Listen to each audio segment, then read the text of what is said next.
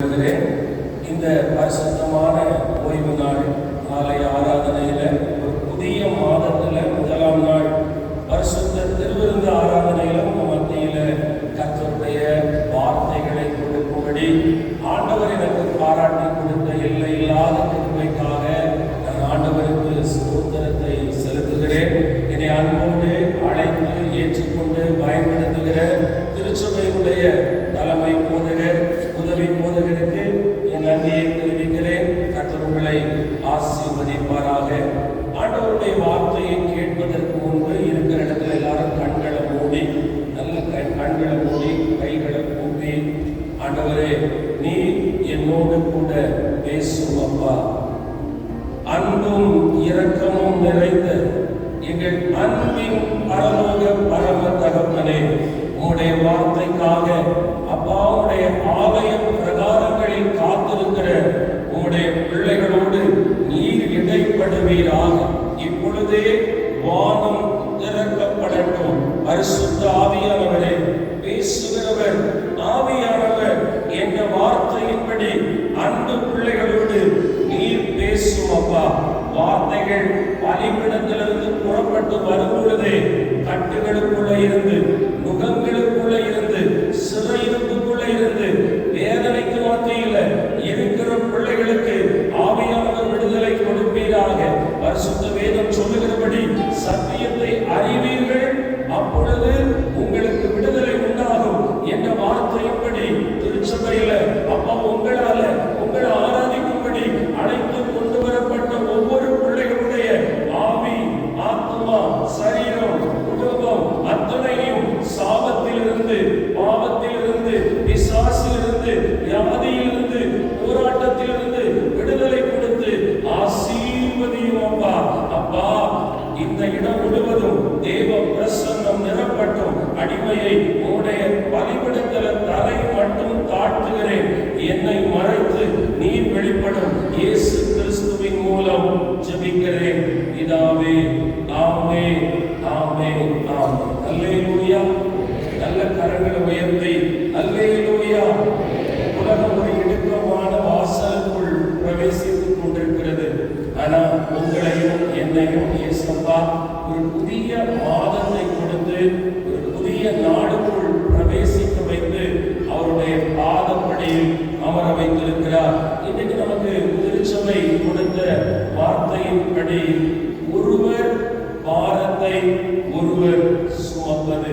என் அன்பு தேவ பிள்ளையே, அன்றைக்கு திமிர்வாதக்காரனை இயேசு கிறிஸ்து இருந்த இடத்துக்குள்ள 4 பேர் அவனை சுமந்து வீட்டு ஓட்டை பிரித்து இயேசு இருக்கும் இடத்துக்கு கொண்டு போனார்கள். இன்னைக்கு உங்க தேவைக்கு மத்தியில, சோதனைக்கு மத்தியில, எதிர்பார்ப்புக்கு மத்தியில ஆண்டவராகிய இயேசு கிறிஸ்துவே உங்களுக்காக உதவும்படி நம் எல்லைக்குள் வாசமாய் இருக்கிறார். பரிசுத்த வேதம் சொல்லுகிறது, வருத்தப்பட்டு பாரம் சுமக்கிறவர்களே, நீங்க எல்லாரும் என்னிடத்தில் வாருங்கள், நான் உங்களுக்கு இளைப்பாறுதல் தருவேன் என்று. ஆமீன். அன்பு தேவ பிள்ளைகளே, இந்த வார்த்தையின்படி அல்ல, பரிசுத்த ஆவியானவர் இந்த மார்ச் மாதம் 1ஆம் தேதி ஆண்டவருடைய பிரகாரத்தில் வந்திருக்கிற உங்களுக்கு ஒரு நன்மை ஒன்றை செய்வேன் என்று வாக்குத்தத்தமாய் ஒரு வார்த்தையை கொடுத்தார். எடுத்தவங்க எடுத்து வச்சுக்கோங்க, நானே படிக்கிறேன். 1 சாமுவேல் 2ஆம் அதிகாரம் 8ஆம் வசனம். அவர் சிறியவனை புழுதியிலிருந்து எடுத்து எளியவனை குப்பையிலிருந்து உயர்த்துகிறார். அவர்களை பிரபுக்களோடு உட்காரவும் மகிமை உள்ள சிங்காசனத்தை சுதந்திரிக்கவும் பண்ணுகிறார். என் அன்பு தேவ பிள்ளையே, இன்றைக்கு ஆண்டவர் உங்களை பார்த்து கொடுக்கிற ஒரு வார்த்தை, ஒரு வாக்கு, அது என்னன்னா, சிறியவர்களாகிய உங்களை புழுதியிலிருந்து எடுத்து எளியவனாகிய உங்களை குப்பையிலிருந்து உயர்த்தி அப்படியே விடல, அவர் உங்களை பிரபுக்களோடு உட்காரவும் மகிமையுள்ள சிங்காசனத்தை சுதந்திரிக்கவும் பண்ணுகிறார் என்ற வார்த்தையை ஆண்டவர் உங்களுக்கு கொடுக்க சொன்னார். கர்த்தருக்கு பிரியமான பிள்ளையே, ஒரு உயர்வு தேவைப்படுகிறது. நாம நிறைய நேரம் ஒரு தாழ்வான இடத்துக்குள்ள, ஒரு குறுகலான பாதையில, ஒரு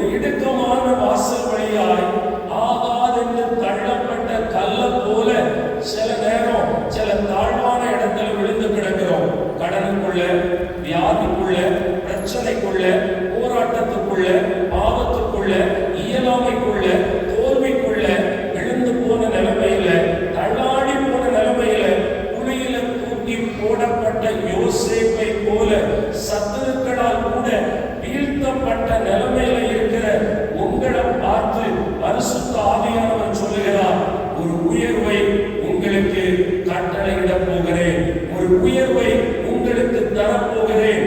அது மாத்திரமல்ல, உங்கள் குமாரர்களை, உங்கள் குமாரத்திகளை, உங்களை குடும்பத்தை ஆண்டவர் சொல்றாரு, பிரபுக்களோடு நான் உட்கார வைக்கவும் மகிமை உள்ள ஒரு சிங்காசனத்தை இயேசு கிறிஸ்து வரும்பொழுது பரலோகத்தில் உங்களுக்கு கொடுக்கவும் அவர் ஆயத்தமாய் இருக்கிறாரா? என் அன்பு தேவ பிள்ளையே, ஆண்டவர் ஆவிக்குரிய வாழ்க்கையில கிறிஸ்துவ ஜீவியத்துல கூட நீங்க அந்த ரகத்துல எப்படி இருக்கீங்கன்னா பிந்தினோராய் இருக்கிறீங்க. வேதம் சொல்லுகிறது, முந்தினோரெல்லாம் பிந்தினோராய். ஆலயத்துக்கு வரும்போது பக்தி இருக்கு, ஆண்டவரை தேடி சபை கூடி வருகிற இடத்துல விசுவாசம் இருக்கு, டைம் ஸ்பெண்ட் பண்றீங்க, ஷோ பண்றீங்க, பாடுறீங்க, ஆராதிக்கிறீங்க. ஆனா வேதம் சொல்லுகிறது, அறை வீட்டுக்குள் கதவை பூட்டி அந்தரங்கத்தில் இருக்கிற பிதாவை நோக்கி நீங்கள் வேண்டுதல் செய்யும் அந்த தனிப்பட்ட ஜெப வாழ்க்கை, தனிப்பட்ட வேத தியானம், ஆண்டவரை தனிமையா உட்கார்ந்து பாடல் பாடி ஆராதிக்கிற அனுபவம், இரவும் பகலும் கர்த்தருடைய பரிசுத்த வேதத்தை கரத்துல எடுத்து தியானிக்கிற அனுபவத்துல தள்ளாடி போய் தாழ்ந்து போய் வீழ்ந்து போன நிலைமையில இருக்கிறீங்க. ஆண்டவர் இன்னைக்கு உங்களுக்கு ஒரு வாக்கு கொடுக்கிறார், இனிமேல் ஜெப வாழ்விலும் வேத தியானத்திலும் பரிசுத்தத்திலும் அபிஷேகத்திலும் விசுவாசம் உள்ள வாழ்க்கையிலும் ஆத்ம ஆதாயம் செய்யும் ஊழியத்திலும் கர்த்தர் உங்களை சிறந்தவர்களாய் விளங்க பண்ணும்படி அவர் உயர்த்துவாராம். உலக பிரகாரமா குடும்ப வாழ்க்கையில அன்பை இழந்து, சமாதானத்தை இழந்து, சுக வாழ்வை இழந்து, பொருளாதாரத்துல பணத்தை இழந்து, நஷ்டப்பட்டு, தரித்திரப்பட்டு, வியாதிக்கு உட்பட்டு, மரண போராட்டத்துக்குள்ள சிக்கி தவித்துக் கொண்டிருக்கிற உங்களையும் ஆண்டவர் பலவீனம் என்கிற அந்த படுகொலிக்குள் இருந்து மரணம் என்கிற மரண இருளுக்குள்ளே பிரவேசித்துக் கொண்டிருக்கிற உங்களை கர்த்தர் உயர்த்த போகிறார். அல்லேலூயா சொல்லுங்க. ஆண்டவராகிய இயேசு கிறிஸ்துவால கூடாத காரியமே இல்லை. இன்னைக்கு குழப்பத்தோட நான் தேவ சமூகத்துல நேற்று இரவு ஆண்டவரை என்ன வார்த்தை கொடுக்கணும் அப்படின்னு நான் இருக்கும்போது அநேகருக்குள்ள ஒரு குழப்பம்.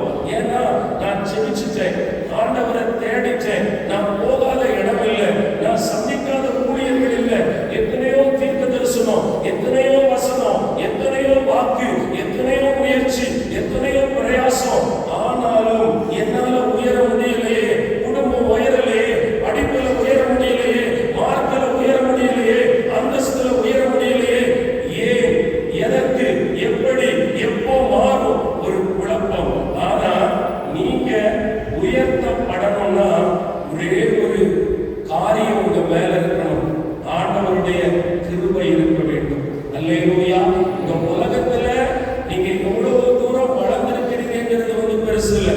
எவ்வளவு தூரம் உங்க பிசினஸ் வளர்ந்திருக்கு, உங்க வேலையில எவ்வளவு பதவி வாங்கியிருக்கீங்க, என்ன படிச்சிருக்கீங்க, இதெல்லாம் விட ஒரு தேவனுடைய பிள்ளைக்கு தகுதி என்ன தெரியுமா?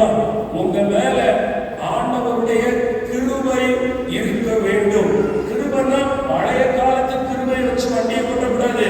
கிருபை என்பது காலை தோறும் புதியவைகளாய் இருக்கிறது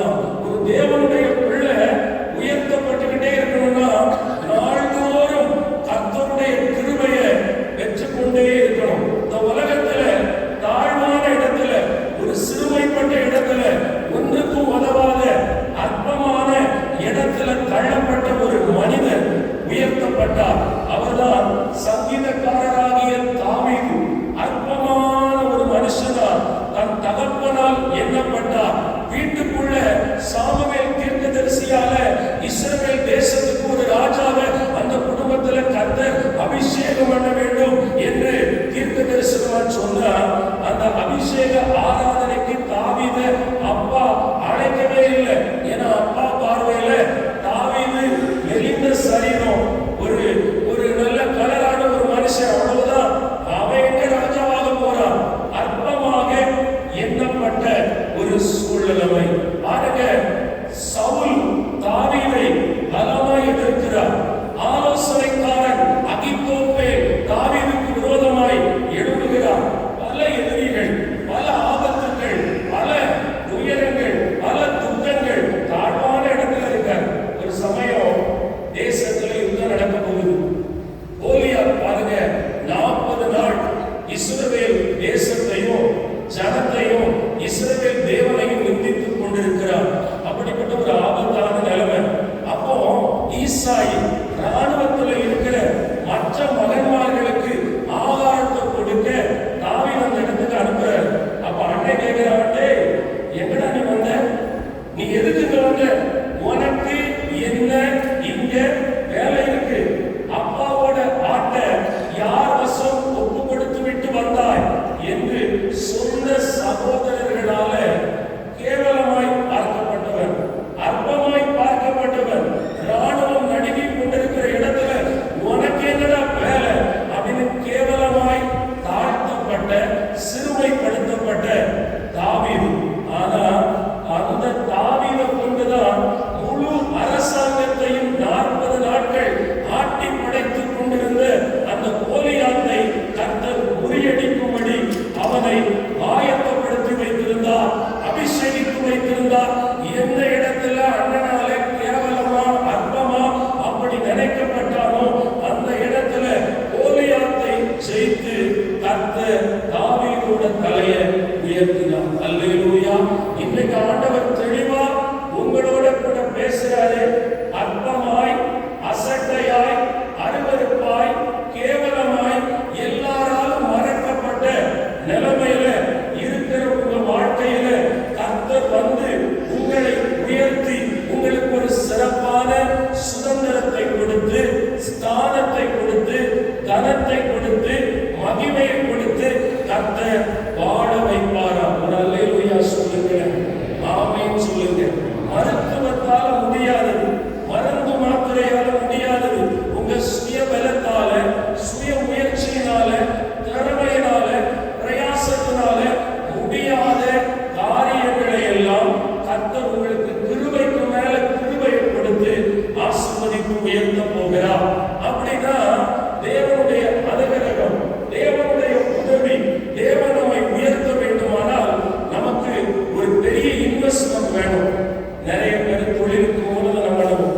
சொத்துக்களை வித்து, நிலத்தை அடமானம் வச்சு, பில்டிங் அடமானம் வச்சு, நகைகளை போட்டு திருமணத்துக்கு ஒரு முதலீடு பண்றோம், படிப்புக்கு ஒரு முதலீடு போடுறோம், வேலைக்கு ஒரு முதலீடு போடுறோம். ஆனா பரலோகத்தில இருந்து ஒரு தேவனுடைய பிள்ளைக்கு ஒத்தாசை வரணும்னா, உதவி வரணும்னா, விடுதலை வரணும்னா, வெற்றி வரணும்னா ஒரு தேவனுடைய பிள்ளை பரலோகத்துக்கு ஒரு முதலீடு கொடுக்கணும். அது காசு பணம்லாம் இல்ல. சங்கீதம் 34ஆம் அதிகாரம் 1ஆம் வசனம். சங்கீதம் 34:1 வேதம் சொல்லுகிறது, கர்த்தரை நான் எக்காலத்திலும் ஸ்தோத்தரிப்பேன், அவர் துதி எப்போதும் என் வாயில் இருக்கும். கொஞ்சம் மனசாட்சியை கொண்டு சொல்லணும். அம்மாமார், ஐயாமார், அன்பு சகோதரன் சகோதரி, காலை ஒரு 6 மணி அல்லது ஒரு 7 மணி, சிலர் 5 மணிக்கு எழுப்பியிருப்பீங்க. யார் இந்த நேரம் வர என் வாயிலிருந்து ஒரு 50 ஸ்தோத்திரம் நான் சொல்லியிருப்பேன் பிரதர் ஏசப்பாவை பார்த்ததை அவங்க கை தூக்கி பார்க்கலாம். உண்மையா தூக்கணும். காலையில எழுப்பி வந்து உட்கார்ந்துருக்கீங்கல்ல, இதுவரை ஏசப்பா உமக்கு ஸ்தோத்திரம் அப்பா, ஸ்தோத்திரம் அப்பா. கார்ல ஏறுனீங்க, பைக்ல ஏறுனீங்க, படுக்கை விட்டு எழும்புனீங்க, நடந்தீங்க, படி ஏறுனீங்க, ஒரு ஸ்தோத்திரம் சொன்னாங்க. கை தூக்கி பார்க்கலாம். எங்க ஸ்தோத்திரமே படலமே உபத்திரமும் மாறவே மாறாது. இந்த கிறிஸ்துவ உலகத்துல இந்த சிஎஸ்ஐ மக்கள் நம்ம செய்யாத ஒண்ணு இந்த ஸ்தோத்திரம். ஸ்தோத்திரத்தை உபத்திரமாக சொல்லிவிட்டார். வேதம் சொல்லுகிறது, உதடுகளின் கனிகளாகிய ஸ்தோத்திர பலிய கர்த்தருக்கு தெரியப்படுத்தணும். பழவளவளெல்லாம் சொல்லப்படக்கூடாது ஆண்டவர்கிட்ட. அதிகமான வசதிகள், அதிகமான சத்தம் அப்படிலாம் இல்லை. எல்லாவற்றையும் உங்கள் ஸ்தோத்திரத்தோடு கூடிய விண்ணப்பத்தினால் கர்த்தருக்கு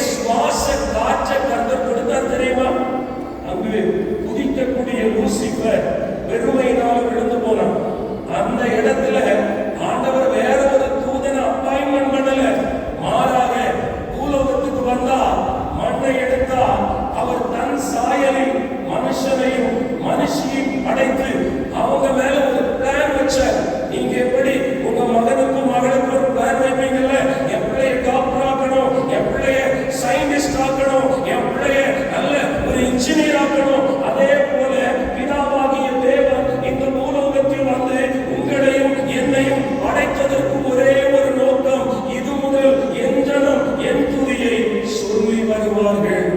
அல்லேலூயா. நீங்க ஸ்தோத்திரம் பண்ணலன்னா குறுகிக்கிட்டே போவீங்க, கீழார போய்கிட்டே இருப்பீங்க. நீங்க துதிச்சா பெருக்கத்தை பார்க்க முடியும். தேவஜனமே நல்லா கவனிங்க, நல்லா கவனிங்க. அப்பத்தை எடுக்கிறார். 5000 பேருக்கு 5 அப்பம் 2 மீனும் பகிர்ந்து கொடுக்கணும். அங்க பெரிய சபலம் நடக்கல. ஆண்டவர் அப்பத்தை எடுத்து பிதாவுக்கு நேரே காட்டி ஸ்தோத்திரம் பண்ணினார். அந்த உருகின அப்பம் 12 கூடைகள் 5000 பேர் சாப்பிட்டு போக மீதி எடுக்கிற அளவுக்கு பெருகிச்சு. தேவ பிள்ளையே, தொழில் பெருகணுமா, வருமானம் பெருகணுமா, படிப்புல நிறைய மார்க் ஸ்கோர் பண்ணணுமா, கர்த்தர் உயர்ந்த இடத்துக்கு உங்களை கொண்டு போகணுமா, வியாதியில பலவீனத்துல மரண கட்டில இருந்து விடுதலை வரணுமா, நீங்க எப்பவுமே எக்காலத்திலையுமே ஸ்தோத்திரம் பண்ணிக்கொண்டே இருக்கணும். முறுமுறுக்காதீங்க, புலம்பாதீங்க, கவலைப்படாதீங்க. ஏன்பா எதுக்குப்பான்னு ஆண்டவர்கிட்ட கேள்வி கேட்காதீங்க, சலிச்சுக்காதீங்க, வெறுத்துக்காதீங்க. இம்மட்டும் கர்த்தர் நம்மை ஏந்தி இருக்கிறார், சுமந்திருக்கிறார், பாதுகாத்திருக்கிறார், தப்புவித்திருக்கிறார். இனிமேலும் தப்புவிக்க கர்த்தர் வல்லமை உள்ளவராய் நம்மோடு இருக்கிறார். ஒரு அல்லேலூயா சொல்லுகிற ஆண்டவர் எங்க வாசம் பண்றாரு? துதிகளுக்கு மத்தியில வாசம் பண்றாரு. எப்பொழுதுமே தேவ தூதர்கள் கர்த்தரை ஓயாம துதித்துக் கொண்டே இருக்காங்க. தேவ பிள்ளையே, உங்க கடைக்குள்ள, உங்க வியாபாரத்துக்குள்ள, உங்க படிப்புக்குள்ள, உங்க வீட்டுக்குள்ள, உங்க இருதயத்துக்குள்ள, உங்க வாய்க்குள்ள நீங்க எப்பவுமே ஏசப்பா ஸ்தோத்திரம் அப்பா, ஸ்தோத்திரம் அப்பா, என் கணவனுக்காக ஸ்தோத்திரம், என் மனைவிக்காக ஸ்தோத்திரம், கர்த்தர் எனக்கு கொடுத்த பிள்ளைகளுக்காக ஸ்தோத்திரம், கர்த்தர் இந்த மட்டும் என் தொழிலுக்கு, என் வியாபாரத்துக்கு கொடுத்த வாடிக்கையாளர்களுக்காக ஸ்தோத்திரம், ஸ்தோத்திரம், ஸ்தோத்திரம் என்று துதித்துக் கொண்டே இருங்க.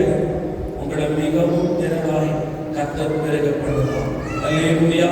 இன்னைக்கு எப்படிப்பட்ட நிலைமையிலிருந்து உயர்த்த போகிறார்? நல்ல கவனிக்கணும். ஆண்டவர் உயர்த்தணும்னா, ஆசீர்வதிக்கணும்னா பரலோகத்திலிருந்து கட்டளை வரணும். ஆமென் சொல்லுங்கள. இப்போ ஒரு ஹாஸ்பிட்டல்ல போய் அட்மிஷன் ஆகிற ஒரு வியாதிக்காக டிஸ்சார்ஜ் பண்ணணும்னா யார் கட்டளை கொடுக்கணும்? அந்த ஹாஸ்பிட்டல்ல உங்களை கவனிக்கிற பிரதான டாக்டர் வந்து டிஸ்சார்ஜ் பண்ணலான்னு அந்த சம்மதியை கொடுத்தாதான் உங்களை வெளியே அனுப்புவாங்க. உங்க வேலையில வேலை கிடைக்கணும்னா அந்த வேலைக்கு சொந்தமான நிறுவனம் உங்களுக்கு கட்டளை கொடுக்கணும், ஆர்டர் கொடுக்கணும்.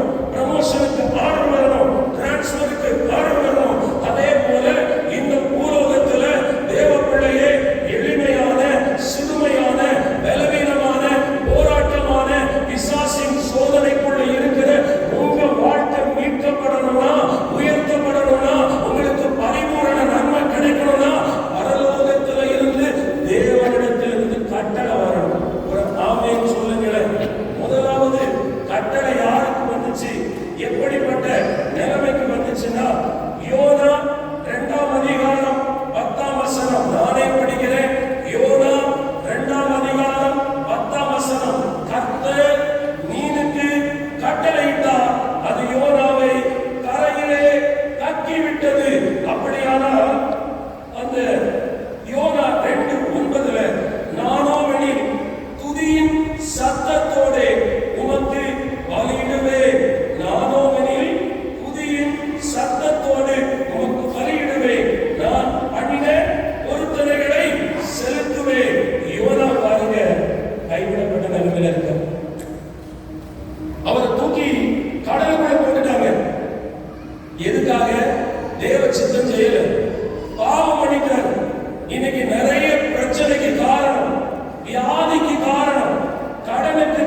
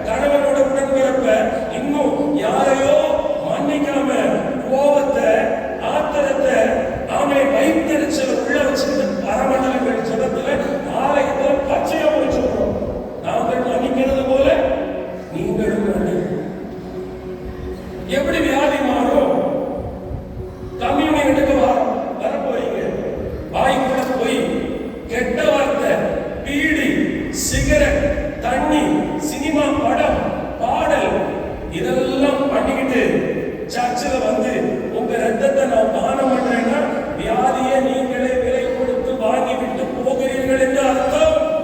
எது பாவம்? கர்த்தருக்கு பயப்படாதது பாவம். கர்த்தருடைய வசனத்துக்கு நடுங்காதது பாவம். கீழ்ப்படியாமல் இருப்பது பாவம். கர்த்தர் உங்களை நம்பி கொடுத்த மனைவி அவங்க கிட்ட அன்பு கூறாமல் இருந்தால் பாவம். புருஷனுக்கு கீழ்ப்படியாமல் இருந்தால் பாவம். ஒரு பிள்ளை, வாலிப பிள்ளை, சின்ன பிள்ளை பெற்றோருக்கு கீழ்ப்படியலைன்னா அது பாவம். இப்படி செய்யும் போது பிரச்சனைக்குள்ள மாட்டிக்கிடுவோம், சிக்கலுக்குள்ள மாட்டிக்கிடுவோம். சரி போகட்டும், எப்படி வெளியே வருது? இன்னைக்கு உயர்த்தப்படணுமே. கப்பல்ல, நல்ல சொகுசு கப்பல்ல யோனா பாருங்க, மேல் தளத்துல கீழே படுத்திருக்க. இப்ப அவர் எங்க தூக்கி போட்டுட்டாங்க? கடலுக்குள்ள தூக்கி போட்டுட்டாங்க.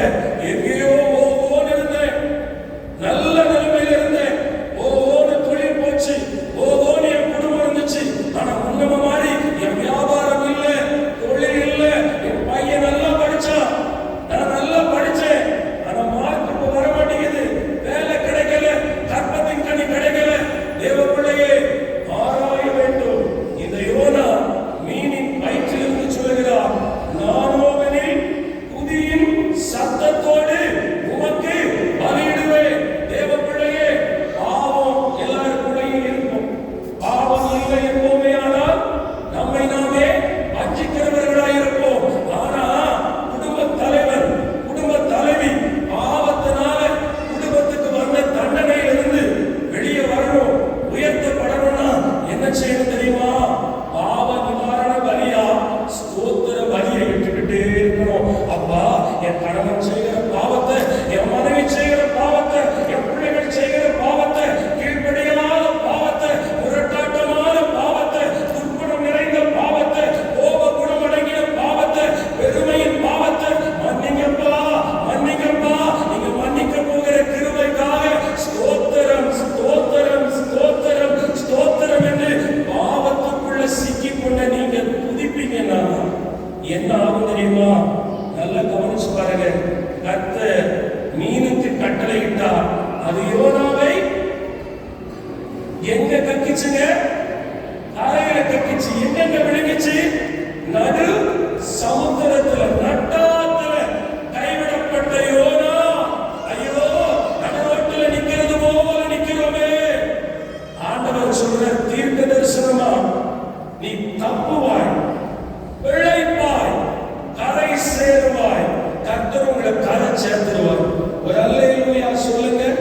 பெரிய பெரிய அக்கிரமம், காதல், காமம், இச்சை, ஆபாசம், அருவருப்பு, போதை வஸ்து, தீய பழக்கம், பொறாமை, பெருமை, கசப்பு போன்ற பாவத்தோடு நீங்க, உங்க குடும்பம், உங்க வீட்டார், உங்கள் பிள்ளைகள், உங்கள் பெற்றோர் இருப்பார்களேயானால், யோனாவை போல அழைக்கப்பட்ட தேவ பிள்ளையே, பாவ உணர்வு அடைந்து ஆண்டவருக்கு ஸ்தோத்திர பலியை செலுத்துவாயே. ஆனால் கட்டளை பிறப்போம்.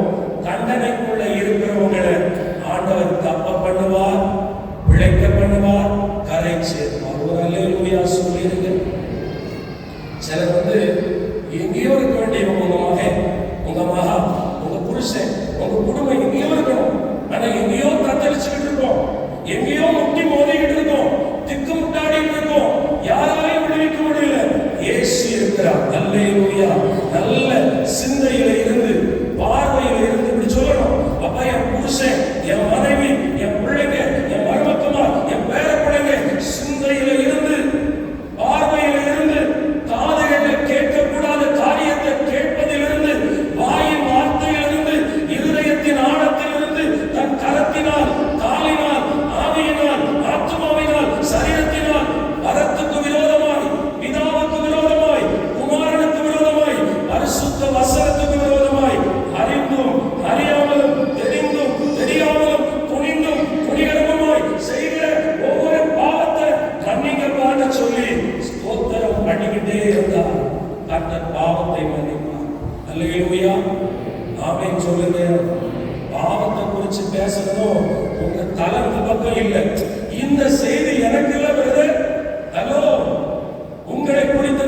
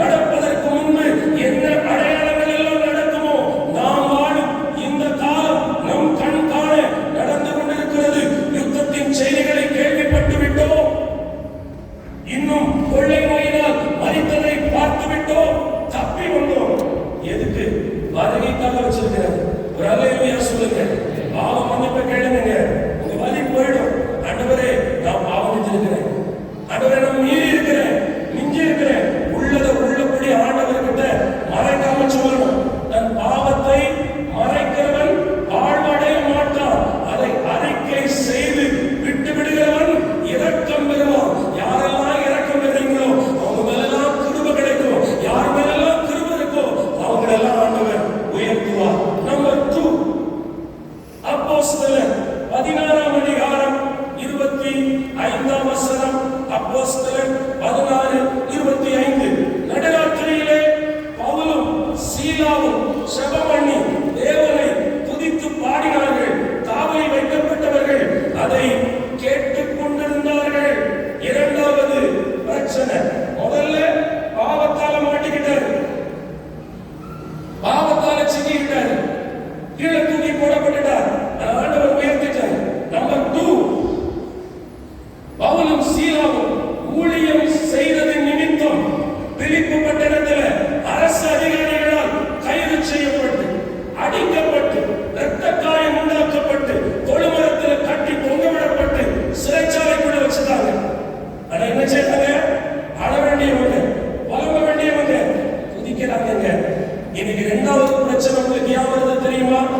நீதியாய் வாழ்வது நிமித்தம், நியாயமாய் இருப்பது நிமித்தம், ஊழியம் செய்வது நிமித்தம், ஆத்தும ஆதாயம் ஆத்தும பாரம் கொண்டது நிமித்தம் உங்க சொந்த வீட்டாராலேயே உங்களுக்கு சிறைக்கு வருது. நீ ஜோமண்ண உனக்கு பாட வருது. நீங்க ஆண்டவரை தேடின உபத்திரவம் பெருகுது. உங்க ஜெப வாழ்க்கைய, அழைக்கப்பட்ட வாழ்க்கைய, ஊழிய வாழ்க்கைய கொச்சப்படுத்துறாங்க, கேவலப்படுத்துறாங்க. கீழ்ப்படிய வேண்டியவங்க உனக்கு விரோதமா எழுப்பி நிற்கிறாங்க. பரிசுத்த வேதம் சொல்லுகிறது, என் நாமத்தின் நிமித்தம் எல்லாராலும் பகைக்கப்படுவீர்கள், பொய்யானதை சொல்லுவார்கள், குற்றம் சாட்டுவார்கள். ஆனாலும் பரலோகத்தில் உங்கள் பலன் மிகுதியாய் ஒரு அல்லேலூயா சொல்லுங்கள். புருஷன் திட்டுவார், நீ சோமணி சோமணி சோமணி சும்மா இருப்பியா? எதுக்கு எடுத்தாலும் ஜபம் ஜபம். அன்பு பிள்ளைகள், நீ ஜபத்தின் நிமித்தம் அப்படிப்பட்ட நிலைமைக்குள்ள வந்து நீங்க ஆசீர்வதிக்கப்பட்டவங்க.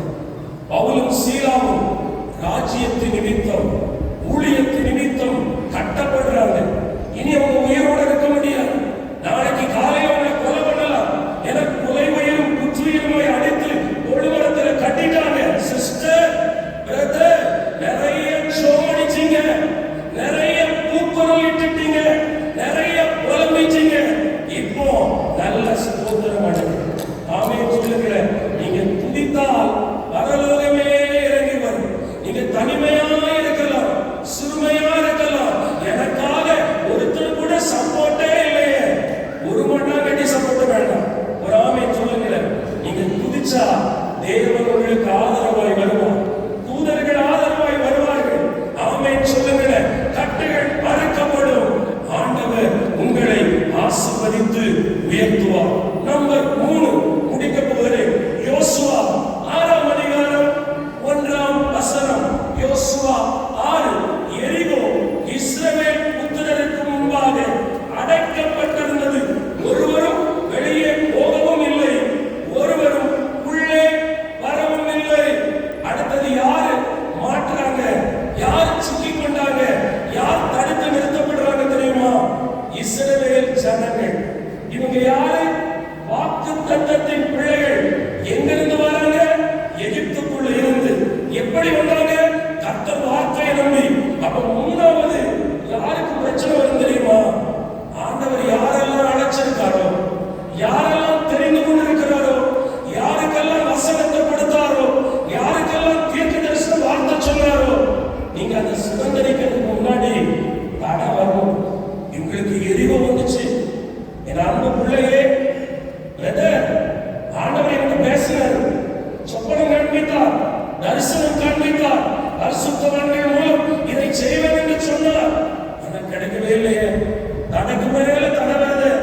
செங்கடலை தாண்டியாச்சு, யோர்தானை தாண்டியாச்சு, சத்துருக்களை தாண்டியாச்சு. நான் போராடிக்கிட்டே இருக்கிறேன். எல்லாருக்கும் இந்த உலகத்துல எளிதாய் கிடைக்கக்கூடிய காரியம் திருமணம், கர்ப்பத்தின் கனி, ஞானம், வேலை, சுகவாழ்வு, விடுதலை ஒரு ஆண்டவருடைய பிள்ளைக்கு எளிமையா கிடைக்கிறதே இல்லை. அழ வேண்டியிருக்கு, பரிதவிக்க வேண்டியிருக்கு. டாக்டர் போனாலும் வேலைக்கு ஆக மாட்டேங்குது. ஆனா ஒண்ணு சொல்றேன், இப்படிப்பட்ட தடை வரும்போது சோர்ந்து போயிடக்கூடாது, முறுமுறுத்தவும் கூடாது. ஒரு அல்லடியை சொல்லுங்களேன். சில நேரம் சில பிள்ளைகளுக்கு ஆண்டவர் ஒரு வார்த்தை ஊழியக்காரன் மூலமா சொல்லியிருப்பார். அது நடந்திருக்காரு. உடனே என்ன சொல்லுவாங்க தெரியுமா? இந்த ஊழியக்காரங்களும் பொய்யதான் சொல்லிட்டு போவாங்க. அப்படி கிடையாது பிள்ளைங்க. ஆண்டவர் சொன்னதுதான். சப்போஸ் ஆண்டவரே சொல்லல, ஒரு அக்கா கஷ்டப்படுறீங்க, நான் பார்க்கிறேன், என் மனசார ஆசீர்வதிச்சுட்டு போயிடுறேன், நீ நல்லா இருப்பாங்க, ஆண்டவர் அதையும் வாய்க்க பண்ணுவார். ஊழியக்காரனுடைய வாயிலிருந்து வருகிற வார்த்தைகளை உறுதிப்படுத்தி தருகிற கர்த்தர். தேவஜனமே கவனிக்கணும். எரிகோ கோட்டைக்கு முன்னாடி யோசுவா நிற்கிறாரு. ஆண்டவர் என்ன சொன்னார் தெரியுமா? 7 முறை சுத்தி வரணும். அப்படின்னா சத்த மூச்சு 6 நாளும் காட்டக்கூடாது. ஒரு அல்லேலூயா சொல்லுங்க. ஏக்கா, அம்மா, அண்ணே, திங்கட்கிழமையிலிருந்து சனிக்கிழமை வர உசுந்து ஒரு அல்லேலூயா சொல்லுங்க. ஆமா, நல்ல தகடிக தமெல்லாம் ஆடிச்சு, கிளவி பேச்சு, ஓல் பேச்சு, பொறாம பேச்சு, கட்டுக்கதை, புறங்கூறுதல், கேவலப்படுத்துறது, ஜாகிரதை. பொறாமை சொல்லுங்க. ஏது வீட்டுக்காரங்களே, உள் வீட்டுக்காரங்களே, கணவன் வீட்டுக்காரங்களே, பரவாயில்ல, அங்க கை வச்சாலும் பரவாயில்ல, சில சர்ச்சில் கை வைப்பாங்க. இந்த பாஸ்டர் இருக்காருல பாஸ்டர், இந்த செக்ரட்டரி இருக்காருல செக்ரட்டரி, இந்த ஒரு ஊழியக்காரனை கொண்டு வந்தாங்கல்ல ஊழியக்காரன், பிரசன குப்பை மாதிரி இருந்துச்சு. கவனம், 6 நாள் வாயை திறக்கக்கூடாது. நன்மையை பேச திறக்கலாம், 6 நாள் அமைதியா இருக்கணும். ஆனா ஓய்வு நாள் வந்தது எப்படி இருக்கணும் தெரியுமா? நல்ல ஸ்தோத்திரம் பண்ணணும். ஆனா நீங்களே எப்படி பண்றீங்க தெரியுமா? இந்த பூனையும் பால் குடிக்குமா? ஏதோ வேற்று கிரக வாசிகத்தை வந்து பிரசங்கம் பண்ற மாதிரி இருக்கு. ஒரு ஆமையை சொல்லுங்க. அல்லேலூயா சொல்லுங்க.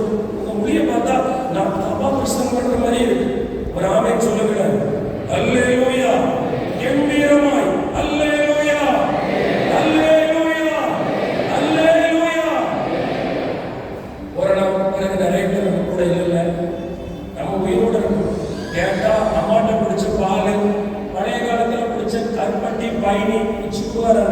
அதெல்லாம் இல்ல. கிருபை, கிருபை, இரக்கம். உனக்கு ஏன் ஜீவனை கொடுத்தா தெரியுமா? தப்பி பிழைக்க வைத்தா தெரியுமா? சபைக்கு தேவை, ஆமே, குடும்பத்துக்கு தேவை, தேசத்துக்கு தேவை. எதற்கு? மௌனமாய் இருக்க அல்ல, ஸ்தோத்திரம் பண்ண, துதிக்க, ஆராதிக்க. எதற்கு தெரியுமா?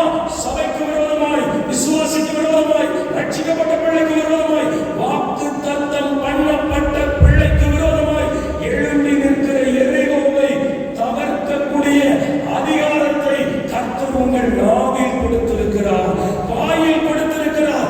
எப்படிப்பட்ட சவாலாய் இருந்தாலும், எப்படிப்பட்ட போராட்டமாய் இருந்தாலும், எப்படிப்பட்ட முரட்டாட்டமாய் இருந்தாலும், எப்படிப்பட்ட மழை போன்ற துன்பமாய் இருந்தாலும், ஒரு தேவனுடைய பிள்ளை அந்த எதிர்ப்புக்கு முன்பு, தடைக்கு முன்பு வாயை திறந்து துதிச்சு பாருங்க.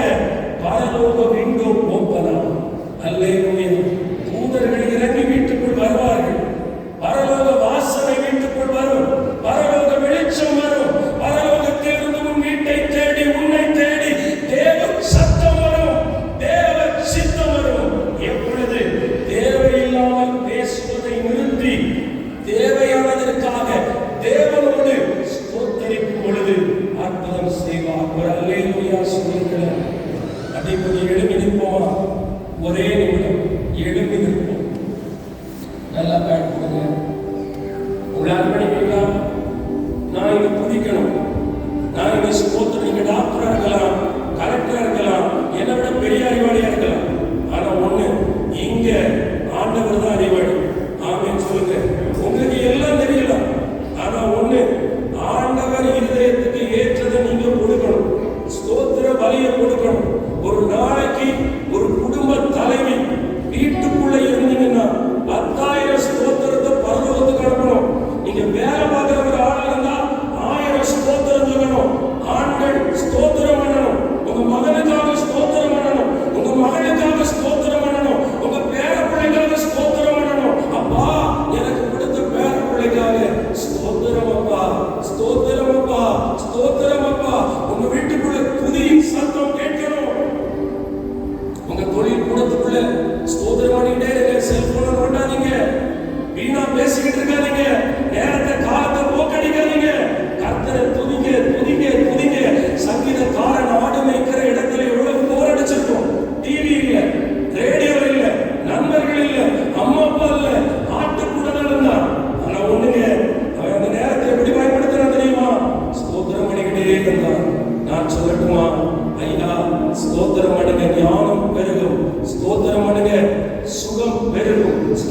பண்ணுங்க, ஆயுள் காலம் பெருகும். ஸ்தோத்திரம் பண்ணுங்க, வருமானங்கள் பெருகும். ஸ்தோத்திரம் பண்ணுங்க, வழிகள் திறக்கும். ஸ்தோத்திரம் பண்ணுங்க.